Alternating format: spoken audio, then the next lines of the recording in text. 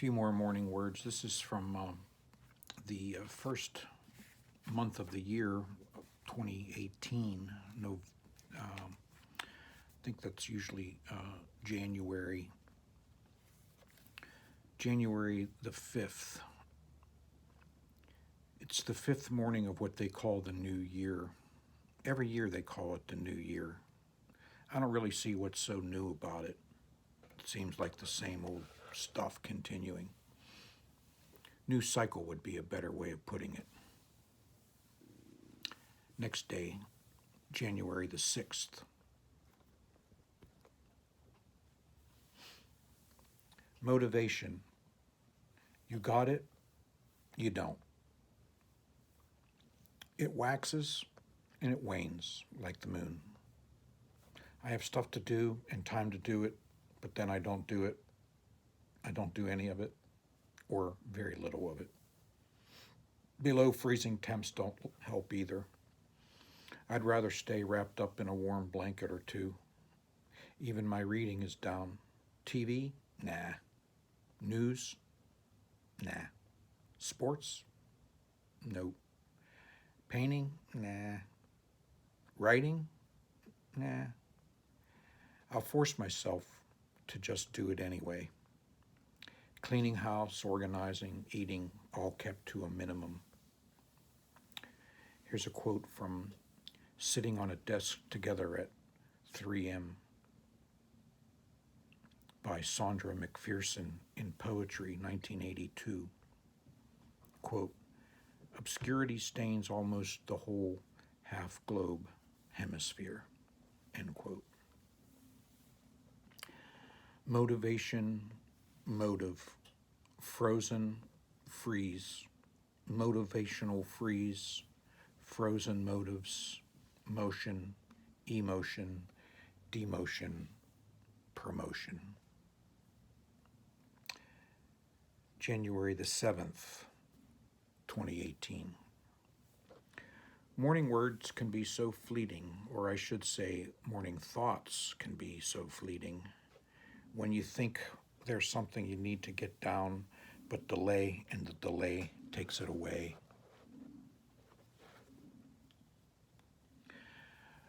January the 9th, 2018. Morning words read.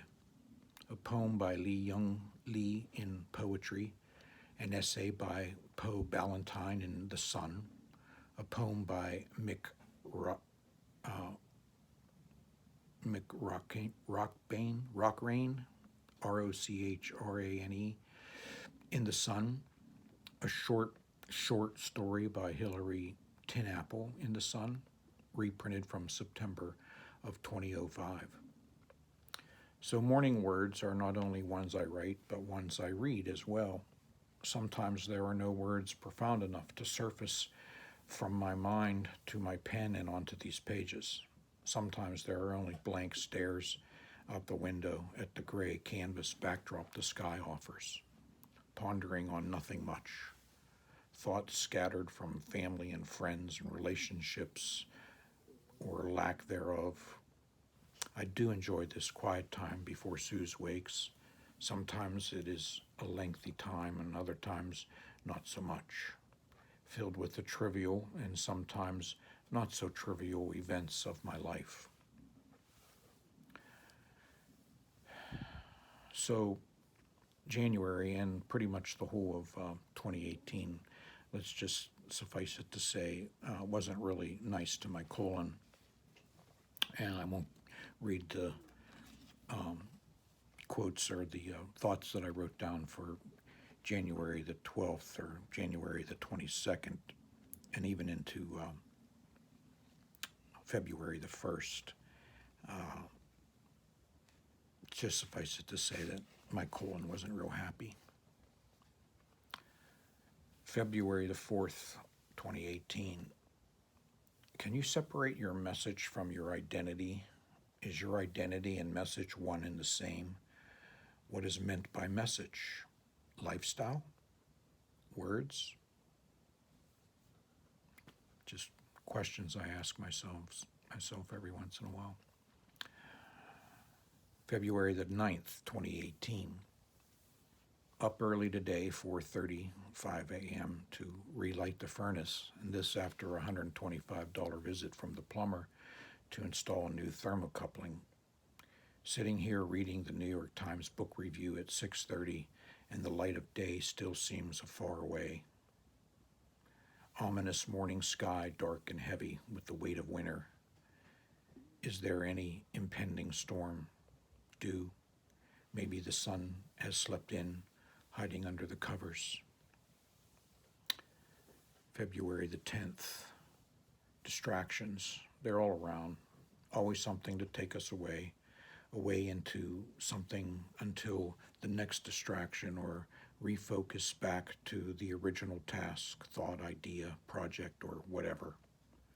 Maybe this kind of understanding on the edge, watching, is what being really actually awake might feel like. Maybe when we are really awake, we see and acknowledge the imperfections themselves, the grieving wind, the mocking grass, the death-like dust as the beauty we were after all along. That was Nathan Perry, I Believe in Myself Slowly. The Perfect Imperfections of Primus St. John, an American Poetry Review, January, February 2018. The title was taken from a poem of St. John's, Lyrics. I believe in myself slowly. It takes all of the doubt I've got.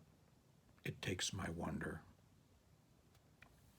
Quote, no prayer, no poem is as strong as a held hand, end quote. The imperfection of perfection, or the perfect imperfection. Is there anything perfect? What is your or my definition of perfection? There are varying stages of perfection. The apple blossom is a perfect apple at its momentary stage or state of existence. 2018, February the 14th. Early to bed, early to rise. The respite of a quiet morning is to be cherished. I go to the doctor's post-colonoscopy for a checkup. To read in silence or accompanied by the chirping bird, the hum of the refrigerator, and the constant ringing in my ears is not so silent after all. 2018, February 17th. The C words: conspiracy, corruption, collusion, controversy, convolution, con. February 22nd and 25th. So today I get the money I need to buy NARS Jeep. Dr. John is getting a painting half of the $3,000, so I only have to pay $1,500 back. He's making me jump through a hoop or two, but it's okay. NAR dropped the price to $1,900 so I can deal with new tires and a new battery.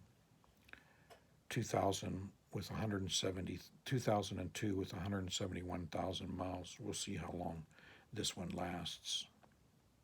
It's still going.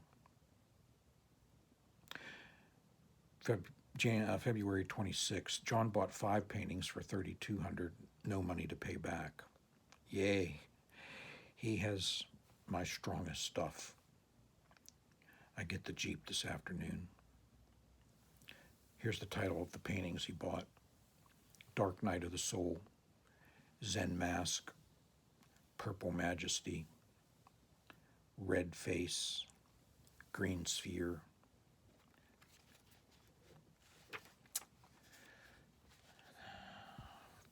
March 8th, 2018. Morning routines can be hard to break. To empty the mind of its myriad ruminations is an endless discipline, and for what purpose? What fruit?